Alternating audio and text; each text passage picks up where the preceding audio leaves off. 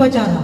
Menteri Agama Nasaruddin Umar menyampaikan bahwa Kementerian Agama memiliki perangkat organisasi lengkap mulai dari pusat, kantor wilayah di tingkat provinsi, kantor Kementerian Agama di tingkat kabupaten kota hingga kantor urusan agama KUA di tingkat kecamatan.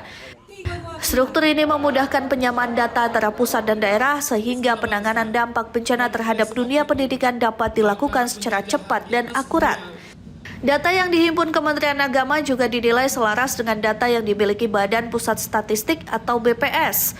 Kesamaan data tersebut tidak terlepas dari sinergi yang terus dijalin Kementerian Agama dengan pemerintah daerah di berbagai tingkatan. Melalui pendataan tersebut, Kementerian Agama telah memetakan jumlah madrasah dan rumah ibadah yang terdampak, termasuk yang sudah dapat digunakan kembali maupun yang masih membutuhkan penanganan lanjutan. Bagi fasilitas pendidikan dan rumah ibadah yang belum dapat difungsikan, Kementerian Agama menyiapkan solusi sementara. Sejumlah masjid dimanfaatkan sebagai ruang belajar darurat, disertai pendirian tenda-tenda pendidikan untuk memastikan kegiatan belajar mengajar tidak terhenti. Upaya ini dilakukan sebagai bentuk komitmen pemerintah dalam menjadikan pendidikan sebagai prioritas utama pasca bencana. Percepatan pemulihan infrastruktur juga mendapat dukungan penuh dari berbagai pihak dalam waktu singkat. Sejumlah akses vital seperti jembatan berhasil disambungkan kembali.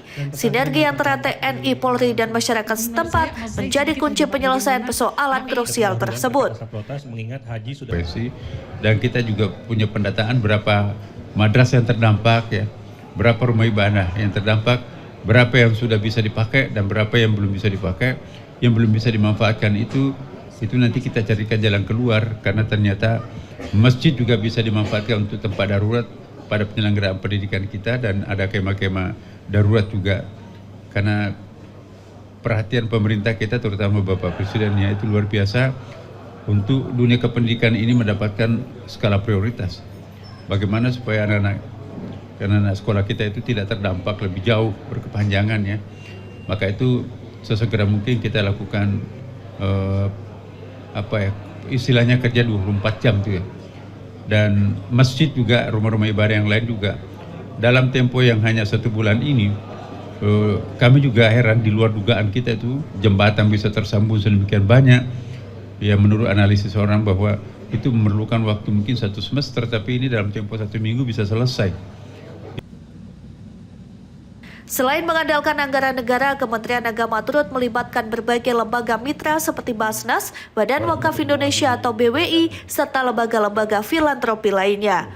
Bersama organisasi kemasyarakatan keagamaan, Kementerian Agama menggerakkan partisipasi masyarakat untuk membantu pemulihan rumah-rumah ibadah di berbagai daerah terdampak. Dalam mendukung kebutuhan masyarakat, Kementerian Agama juga menyalurkan berbagai bantuan perlengkapan ibadah seperti karpet dan podium, serta mencetak ribuan musyaf Al-Quran. Hingga saat ini sebanyak 9.000 musyaf telah didistribusikan dan pencetakan tambahan terus dilakukan untuk memenuhi kebutuhan masyarakat, termasuk buku-buku keagamaan bagi anak-anak yang terdampak kerusakan perpustakaan akibat bencana. Seluruh langkah tersebut dilakukan secara terpadu dan berkelanjutan dengan fokus utama memastikan pendidikan dan kehidupan keagamaan masyarakat di wilayah terdampak bencana dapat segera pulih. Dari Jakarta, Ade Chandra, Berita Nasional TV. Akan diposisikan di mana?